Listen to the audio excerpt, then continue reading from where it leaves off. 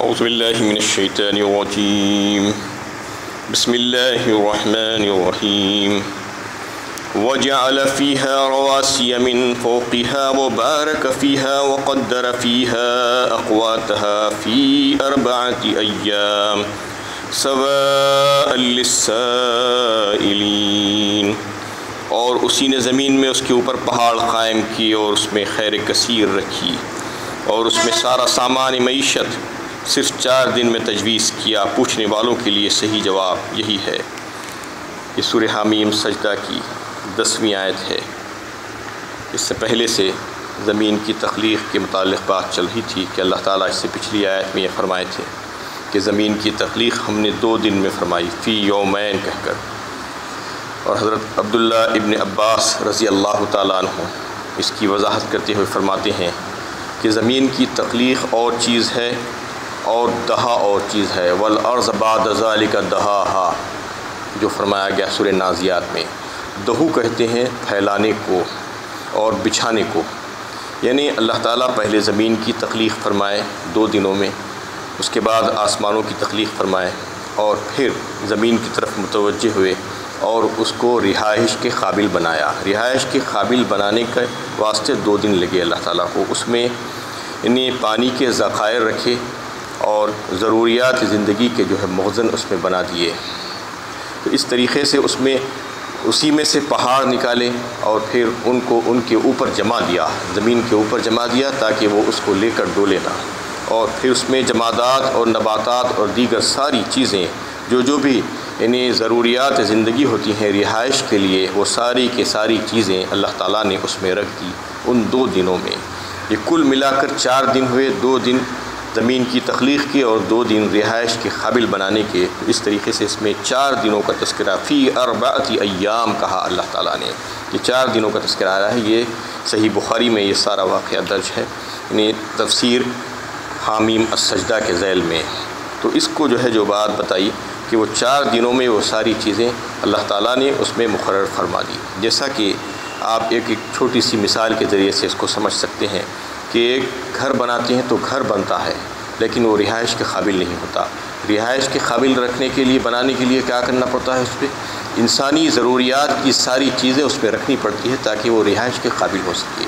ایسا ہی زمین کو پہلے بنایا گیا، تخلیق کی گئی، اس کے بعد پھر انسانی جو ضروریات تھی وہ ساری ضروریات اس میں رکھنے کے لیے 2 دن لگے اللہ تعالیٰ کو تاکہ وہ رہائش کے قابل بن جائے۔ اور پھر اس میں ایک لفظ آیا ہے کہ بارک فیہا، برکت رکھی اللہ تعالیٰ نے، اس میں خیر کثیر رکھا۔ برکت کا کیا مطلب ہے؟ اس میں اللہ تعالیٰ نے رزق کے خزانے رکھ دیے ہیں، انواع و اقسام کے جو ہے رزق، ہر قسم کے رزق کو جو ہے اللہ تعالیٰ نے وہ زمین میں رکھا۔ اور پھر زمین میں اتنی معدنیات رکھی ہیں کہ ہزاروں قسم کی معدنیات ہیں، منرلز جسے کہتے ہیں، آئل ہے اور دیگر میٹلز ہے، ساری چیزیں زمین سے نکلتی ہیں، وہ سب کے سب زمین میں اللہ تعالیٰ نے رکھی ہے۔ اور پھر کثیر پانی کے ذخائر رکھ دیے ہیں اللہ تعالیٰ نے، خزانے رکھ دیے ہیں زمین میں۔ یہ چیزیں زمین میں رکھنے کی وجہ سے اس کو جو ہے اس کی برکت کہا اللہ تعالیٰ نے، خیر کثیر۔ اور پھر وقدر فیہا اقواتہا کہا، ایک لفظ آیا ہے، اقواتہا قوت سے ہے، یعنی قوت جو پیدا ہوتی ہے یعنی انسانوں میں اور دیگر مخلوقات میں وہ غذا سے اور خوراک سے پیدا ہوتی ہے۔ تو غذاؤں اور خوراک کا انتظام اللہ تعالیٰ نے زمین میں اتنا وافر مقدار میں کیا اور ایک اندازے کے مطابق کیا کہ اس کو کوئی زبان بیان نہیں کر سکتی اور کوئی قلم اس کو لکھ نہیں سکتا اور کوئی کیلکولیٹر یا کوئی کمپیوٹر اس کو کاؤنٹ نہیں کر سکتا۔ اتنا وسیع اللہ تعالیٰ نے غذاؤں کا انتظام اور خوراکوں کا انتظام کیا ہے، انہیں انسانی ضروریات کے لیے اور دیگر جو بھی جو ہے مخلوقات ہیں جو ان کی ضروریات تھی اس کے لیے اللہ تعالیٰ نے ان کو قوت حاصل کرنے کے لیے اقواتہا کہا فی 4 ایام۔ یہ سارے کام اللہ تعالیٰ نے 4 دنوں میں کر دیے۔ پوچھنے والوں سے پوچھو، یہ اس کا صحیح جواب ہے، فرما دیا گیا۔ اس کے بعد ثم استوى إلى السماء وهي دخان فقال لها وللأرض ائتيا طوعا أو كرها قالتا أتينا طائعين۔ پھر آسمان کی طرف توجہ فرمائی اور وہ دھواں سا تھا، تو اللہ تعالیٰ نے زمین و آسمان سے فرمایا وجود میں آ جاؤ، خواہ تم چاہو یا نہ چاہو۔ دونوں نے عرض کی ہم آ گئے فرما برداروں کی طرح۔ پھر آسمان کی طرف متوجہ ہوئے اللہ تعالیٰ زمین کی تخلیق کے بعد، اور آسمان اور زمین دونوں کو حکم دیا گیا کہ تم وجود میں آ جاؤ، یعنی اپنی مرضی سے، یا جو ہے تمہاری مرضی نہ ہو، نہ چاہو تو بھی تم آ جاؤ۔ تو دونوں نے کہا کہ ہم اپنی مرضی سے آ رہے ہیں اور خوشی سے آ رہے ہیں۔ پھر اللہ تعالیٰ نے ان کو حکم دیا آسمانوں کو کہ اس پر سورج اور چاند اور دیگر ستاروں کو سجا لو اور رکھ لو، اور پھر زمین کو حکم دیا کہ تم اپنے اندر پانی کو رکھ لو اور ساری نباتات جو ہے تمہارے اندر رکھ لو، اس کو تمہیں جو ہے اگلنا ہوگا۔ اور پھر اس طریقے سے اللہ تعالیٰ نے دونوں کو فرمانبرداری کی جو ہے دعوت دے دی۔ فَقَضَاهُنَّ سَبْعَ سَمَاوَاتٍ فِي يَوْمَيْنِ وَأَوْحَىٰ فِي كُلِّ سَمَاءٍ أَمْرَهَا وَزَيَّنَّا السَّمَاءَ الدُّنْيَا بِمَصَابِيحَ وَحِفْظًا ذَلِكَ تَقْدِيرُ الْعَزِيزِ الْعَلِيمِ۔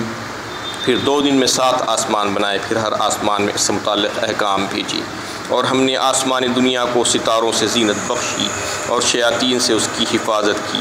یہ سارا نظام ایک بڑے ہی جاننے والے اللہ کا مقرر کیا ہوا ہے۔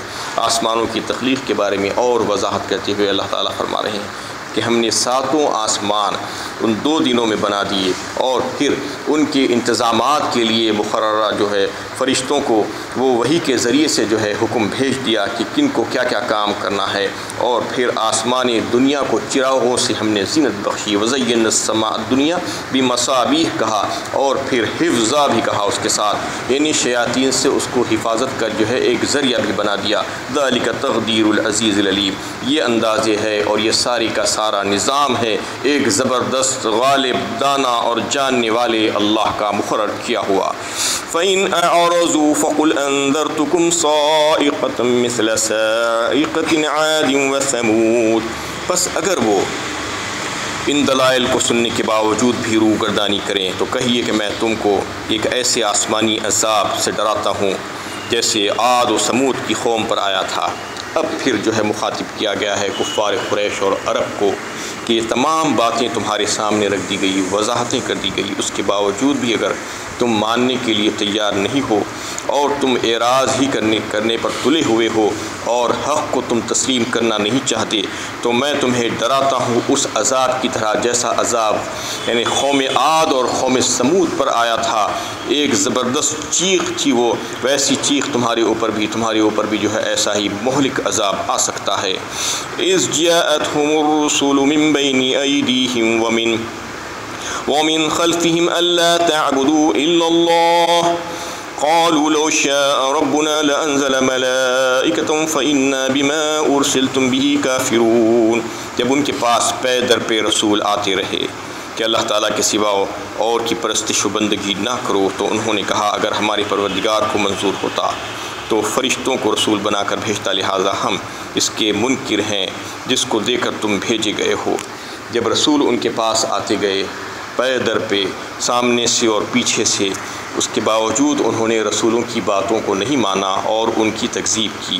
کیا وجہ تھی اس کی؟ اس میں یہ بتایا جا رہا ہے کہ وہ یہ کہنے لگے کہ اگر اللہ تعالیٰ کو ہمارے پاس رسول اور پیغمبر بھیجنا ہوتا ہی تھا تو تم کو نہیں بھیجتے بلکہ فرشتوں کو رسول بنا کر بھیجتے، تم تو ہمارے جیسے انسانی ہو۔ یہ جو ہے شک و شبہ شروع سے رہا ہے اور اب تک باقی ہے۔ شروع سے جو ہے لوگ یہ کہا کرتے تھے کہ بشریت نبوت کے منافی ہے، یعنی کوئی انسان نبی نہیں ہو سکتا، یہ وہ لوگوں کا عقیدہ تھا، اور آج تک یہی کہہ رہے ہیں، اس کا الٹا کہا جا رہا ہے۔ آج نبی بشر نہیں ہو سکتا، اس وقت یہ کہتے تھے کہ بشر نبی نہیں ہو سکتا تھا، یعنی جو انسانوں کو اللہ تعالیٰ نبی بنا کر بھیجا کرتے تھے تو ان کے تعلق سے شک و شبہ کرتے تھے کہ یہ جو ہے نبی کیسے ہو سکتے ہیں، فرشتہ ہونا چاہیے تھا کوئی۔ اور پھر آج جو ہے نبی صلی اللہ علیہ وسلم کے تعلق سے بھی یہ عقیدہ رکھا جاتا ہے کہ وہ بشر نہیں ہے، وہ نبی ہے، چونکہ وہ جو ہے بشریت سے الگ ہے، وہ نورانی مخلوق ہے، یہ کہا جاتا ہے۔ یہ دونوں عقیدے باطل ہیں اور قرآن اس کی پرزور تردید کرتا ہے، اور بتا دیا گیا ہے کہ ہم نے بنی آدم کو جو اکرام بخشا، جو عزت بخشی، وہ خاکی تھے، وہ نوری یا ناری نہیں تھے، وَلَقَدْ كَرَّمْنَا بَنِي آدَمَ وَحَمَلْنَاهُمْ فِي الْبَرِّ وَالْبَحْرِ وَرَزَقْنَاهُم مِّنَ الطَّيِّبَاتِ وَفَضَّلْنَاهُمْ عَلَىٰ كَثِيرٍ مِّمَّنْ خَلَقْنَا تَفْضِيلًا۔ یہ سورہ بنی اسرائیل 15ویں پارے میں اللہ تعالیٰ نے تذکرہ کیا کہ ہم نے اکرام بخشا، ہم نے عزت بخشی بنی آدم کو، آدم کی اولاد کو، اور پھر اس کو ہم نے سواریاں عطا فرمائی بر و بحر میں، خشکی اور تری میں، اور پھر اس کو ہم نے اکرام دیا اور فضیلت بخشی بہت ساری مخلوقات کے مقابلے میں۔ تو اس طریقے سے جو ہے یہ بنی آدم خاکی مخلوق ہے، خاکی مخلوق کو اللہ تعالیٰ نے مسجود ملائکہ بنایا اور اس کو سب سے اونچا کر دیا گیا، اور پھر بتا دیا گیا کہ قرآن میں جا بجا آپ دیکھیں گے وَمَا أَرْسَلْنَا قَبْلَكَ إِلَّا رِجَالًا نُوحِي إِلَيْهِمْ فَاسْأَلُوا أَهْلَ الذِّكْرِ إِن كُنتُمْ لَا تَعْلَمُونَ۔ سورہ انبیاء 17ویں پارے میں اللہ تعالیٰ خود فرماتے ہیں کہ ہم نے آپ سے پہلے بھی جتنے انبیاء کرام بھیجے تھے اور مبعوث کیے تھے وہ سب کے سب مرد تھے، یعنی نسل انسانی سے ان کا تعلق تھا، مرد تھے مطلب انسانوں کی نسل سے ان کا تعلق تھا، ان کے طرف ہم وہی بھیجا کرتے تھے۔ وما ارسلنا قبلک الا رجالا نوحی الیہم فاسألوا اہل الذکر ان کنتم لا تعلمون۔ اگر تم کو معلوم نہ ہو تو تم سوال کرو اور پوچھو ان لوگوں سے جو اس کے بارے میں جانتے ہیں، یعنی جو اہل کتاب ہیں ان کو اچھی طریقے سے معلوم ہے کہ ان کے پاس جو انبیاء کرام تشریف لایا کرتے تھے وہ سب کے سب نسل انسانی سے ہی تعلق رکھتے تھے، کوئی دوسری جو ہے نسل سے تعلق نہیں رکھتے تھے۔ قل انما انا بشر مثلکم یوحی الی فرما دیا سورہ کہف میں بھی، اور اس صورت میں سورہ حامیم سجدہ میں بھی پہلے رکوع میں ایک گزرا ہے، یعنی آپ کہہ دیجئے کہ میں ایک انسان ہوں تمہارے جیسا، لیکن مجھ پر وحی آتی ہے۔ میرا اور تمہارے میں جو ہے ممتاز ہونا اس بات پر ہے کہ مجھ پر وحی آتی ہے، تم پر وحی نہیں آتی، یہ جو ہے امتیاز ہے ہم دونوں میں۔ تو یہ بار بار اللہ تعالیٰ بتا رہے ہیں کہ جو ہے ہم نے انسانوں کو پیغمبر بنا کر بھیجا، اور انسانوں کی ہدایت کے لیے انسانوں ہی کو پیغمبر بنا کر بھیجنا ضروری تھا، اس لیے کہ اگر یعنی اصل میں پیغمبر کو اور رسولوں کو جو بھیجا جاتا ہے تاکہ ان کی اتباع کی جائے، ان کو جو ہے فالو کیا جائے، ان کو رول ماڈل بنایا جائے، اور اگر انسانوں کی ہدایت کے لیے انسان کو نہیں بھیجا جاتا، فرشتوں کو بھیجا جاتا، تو پھر انسان ان کی اتباع نہیں کر سکتے تھے، اس لیے کہ فرشتوں کا معاملہ تو بالکل الگ ہے، ان کو نہ بھوک ہے، نہ پیاس ہے، نہ خواہشات ہے، اور نہ جو ہے تکان ہے، اور نہ نیند ہے، کوئی چیز نہیں ہے۔ انسان تو یہ کہتا کہ ہم فرشتوں کے برابر کیسا کر سکتے ہیں، تو اس لیے یہ ضروری تھا کہ انسانوں کی ہدایت کے لیے انسان ہی کو جو ہے نبی اور پیغمبر بنا کر بھیجا جاتا، لیکن اس کے باوجود قوم نہیں مانی اور غلط عقائد میں شروع سے آخر تک پڑے ہوئے ہیں۔ یہ باطل عقیدہ ہے، یہ عقیدہ دل میں سے نکال دینا چاہیے کہ بشریت نبوت کے منافی نہیں ہے، انسان ہی کو اللہ تعالیٰ نے شروع سے نبی بنا کر بھیجا ہے، کوئی اور دوسری نسل میں کبھی بھی جو ہے نبی نہیں آیا۔ سارے کے سارے حضرت آدم علیہ السلام سے لے کر نبی صلی اللہ علیہ وسلم تک جتنے بھی پیغمبر دنیا میں تشریف لائے وہ سب کے سب انسان ہی تھے۔ فَأَمَّا عَادٌ فَاسْتَكْبَرُوا فِي الْأَرْضِ بِغَيْرِ الْحَقِّ وَقَالُوا مَنْ أَشَدُّ مِنَّا قُوَّةً أَوَلَمْ يَرَوْا أَنَّ اللَّهَ الَّذِي خَلَقَهُمْ هُوَ أَشَدُّ مِنْهُمْ قُوَّةً وَكَانُوا بِآيَاتِنَا يَجْحَدُونَ۔ پھر قوم عاد ملک میں ناحق اپنی بڑائی جتاتی رہی، اور انہوں نے کہا ہم سے بڑھ کر طاقت کون رکھتا ہے، کیا انہوں نے غور نہیں کیا؟ وہ اللہ ہی تو ہے جس نے انہیں پیدا کیا، وہ سب سے بڑھ کر بے پناہ قوت کا مالک ہے، اور وہ ہماری آیتوں سے ہمارے احکام سے انکار ہی کرتے رہے۔ پھر یہاں سے قوم عاد کا تذکرہ آ رہا ہے۔ قوم عاد اور قوم سمود دو ونگز تھے عاد ارم کے۔ ارم جو ہے جو دادا تھا، اور اس کی دو شاخیں تھیں، عاد اور سمود، عاد اولا اور عاد ثانیہ بھی کہا جاتا ہے ان لوگوں کو۔ اس کا ذکر اللہ تعالیٰ نے سورہ فجر 30ویں پارے میں کیا ہے۔ الم تر کیف فعل ربک بعاد ارم ذات العماد التی لم یخلق مثلها فی البلاد۔ اس میں اللہ تعالیٰ فرما رہے ہیں کیا تم نے نہیں دیکھا ہم نے عاد کے ساتھ، عاد ارم کے ساتھ کیا کیا، اور پھر اس کے تعلق سے بتایا کہ وہ ستونوں والے تھے، ان کو تشبیہ دی گئی ستونوں سے۔ اس کا مطلب یہ ہے کہ انتہائی لمبے، تڑنگے، چوڑے، اور جو ہے بڑے دراز قد، قوت اور طاقت والے اللہ تعالیٰ نے ان کو بنا کر پیدا کیا تھا۔ لم یخلق مثلها فی البلاد، خود اللہ تعالیٰ فرما رہے ہیں ان جیسی مخلوق ہم نے دنیا میں کبھی بھی نہیں بنائی، کسی شہر میں، کسی ملک میں اتنے لمبے تڑنگے اور اتنی قوت اور طاقت والی کوئی قوم نہیں تھی جیسے قوم عاد، یعنی اتنے لمبے تڑنگے کہ اس کا اندازہ آپ لگائیے کہ کھدوائی کے دوران جو ہے اس علاقوں میں جہاں پر وہ رہا کرتے تھے، ان کی بستیاں تھیں عرب کے علاقوں میں، چند سال پہلے ان کے اسکیلیٹنس جو ہے نکلے ہیں، تو اس کو دیکھنے سے اندازہ ہوتا ہے، نیٹ پر وہ سارے فوٹوز آئے ہیں کہ ان کے جو سر تھے، سر کے برابر جو ہے ایک انسان دکھ رہا ہے، آج نظر آ رہا ہے، ان کی کھوپڑیوں کے برابر. تو اس سے اندازہ یہ ہو رہا ہے کہ تقریباً 70 سے 80 فیٹ لمبے وہ لوگ تھے. اتنا خط تھا ان کا، اتنے دراز خط اللہ تعالیٰ نے ان کو بنا دیے تھے، اور اس حساب سے قوت اور طاقت ان کو عطا فرمائی تھی.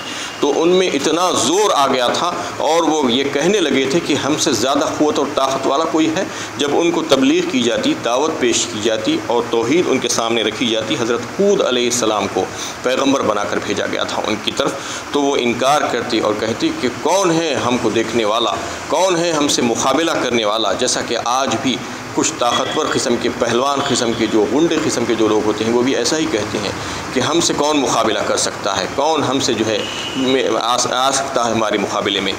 ایسے ہی وہ قوم بھی کہہ رہی تھی. اللہ تعالیٰ اس میں فرما رہے ہیں اور پوچھ رہے ہیں، اچھا انہیں اتنا گھمنڈ ہو گیا ہے کہ وہ یہ نہیں دیکھ رہے ہیں کہ ان کو پیدا کرنے والی ہستی کون تھی. اولم يروا ان اللہ الذی خلقهم هو اشد منهم قوة. یعنی ظاہر بات ہے کہ جن اتنی قوت والی قوموں کو جو پیدا کیا ہے وہ کتنا زیادہ طاقتور ہوگا. کیا اس کی طاقت ختم ہو گئی ہے ان کو پیدا کرنے کے بعد؟ وَقَانُوا بِآيَاتِنَا يَجْحَدُونَ. اور پھر وہ ہماری آیتوں سے اور ہمارے احکام سے انکار ہی کرتے رہے. اس کے بعد پھر ان کے اوپر جو اللہ تعالیٰ کا عذاب آیا تکذیب کی وجہ سے، اس کا تذکرہ آگے آ رہا ہے. وآخر دعوانا ان الحمد للہ رب العالمین.